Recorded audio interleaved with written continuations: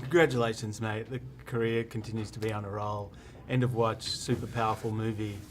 You're no stranger to guys who wear uniforms on the job. Yeah, like the movie I did, Observe and Report, the comedy.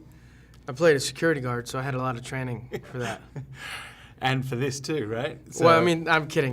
yeah, no, exactly. So you go back, and so between military, all that sort of stuff, the police thing. What is it? What is it? Do you think that it's about you that kind of screams guy in uniform? I don't know. To me, it's kind of all different. Like World Trade Center. Like I was stuck under the rubble, so it's basically that. And then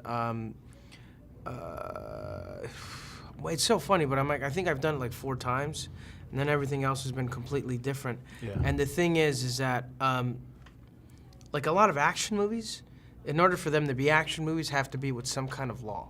You know what I mean? Some kind of police officer or whatever it is. And that's why I like these kind of movies. Has it changed your perception of what these guys do on a daily This basis? movie in particular, yeah, because this movie, sorry, I didn't mean to cut you off, but this movie is different because it's like, we had like 5 months of preparation for this, and then I'll call myself out. There's this one guy, who's a sheriff, Mark Schlegel, and he's like, "You all right, man?" I was like, "Nah, it's not cool." And he's like, "Feel a little, like, are you okay?" And he's like, "It's okay, man, we're cops." And he's like, "Yeah, all right, sorry, man." I'm like, and he's like, "Where'd you grow up?" And then we start talking about it. And because of where I grew up, it was like you're kind of taught to fear the police officers. And it's really odd because I'm like, there was no reason. Like, he was being a totally cool guy. And I was like, yeah, you're absolutely right, wow.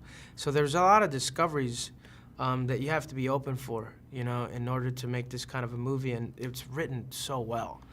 You really want to tell this kind of story. And you guys seem so loose in it. Was it just because you were given a lot of time together beforehand? Yeah, that's mainly it. Like preparation, we ran scenes like 100 times, and literally it was one of those things where you're afforded to spend this much amount of time to rehearse and rehearse and rehearse and rehearse, because you have to know it like the back of your hand, and you also have to know all the procedural stuff that you're doing in order for it to be and look like real and improvised.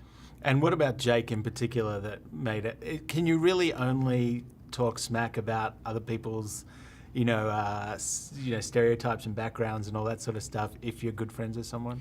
I think so. Like, oh my God, my buddy right there who's asleep, my manager, Eric Kranzler, said some stuff about like Jewish people.